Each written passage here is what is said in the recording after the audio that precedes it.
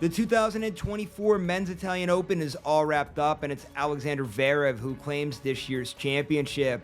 What's up, everybody? It's John Eric Poli here to do a recap of what we just saw in this year's 2024 Men's Italian Open. In today's video, we're going over the good, the bad, and the ugly from the whole entire tournament.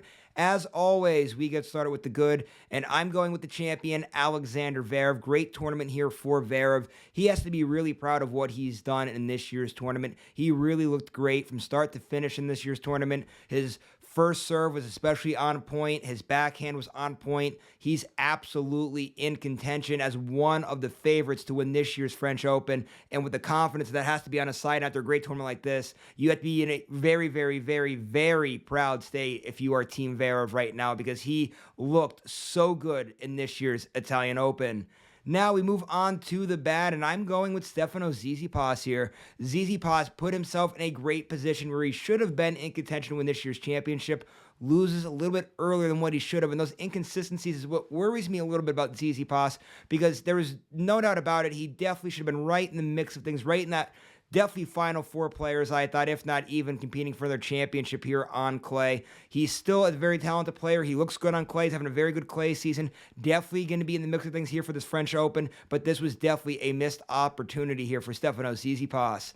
And while we're on the topic of the bad, I just want to talk about Rafael Nadal here a little bit. I really don't know what category to put him in. He's been banged up here in 2024. He's trying to make a comeback for this year's French Open. It has not been pretty so far here on clay so far for Rafael Nadal. This tournament right here, he does not look too good. He loses very early in this year's tournament. So I don't know what's going to happen with Rafa going forward. Hopefully he's able to compete at a very high level in the French Open. But based off what we just saw here in this Italian Open, we've got to be a little concerned on the team of Rafa Nadal. And now we end today's video by going over the ugly, and I'm going with Novak Djokovic. Djokovic had a great draw for this tournament. He enters as the top seed. You have Carlos Alcaraz not in the tournament. You have Jannik Sinner not in the tournament, and he does not even capitalize to make a deep run whatsoever, losing in round 3. Very disappointing to see from Novak Djokovic, and definitely a lot of sign of concern for him as we get closer to this French Open. Obviously, we know he's a great competitor. We know he could turn things around, but just looking at this body of work here from this Italian Open,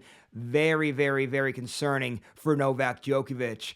That was the good, the bad, and the ugly from this year's Italian Open. Just to wrap things up, I want to give one more congratulations to the champion, Alexander Zverev. Great tournament for Zverev, and he looks very good heading into this year's French Open.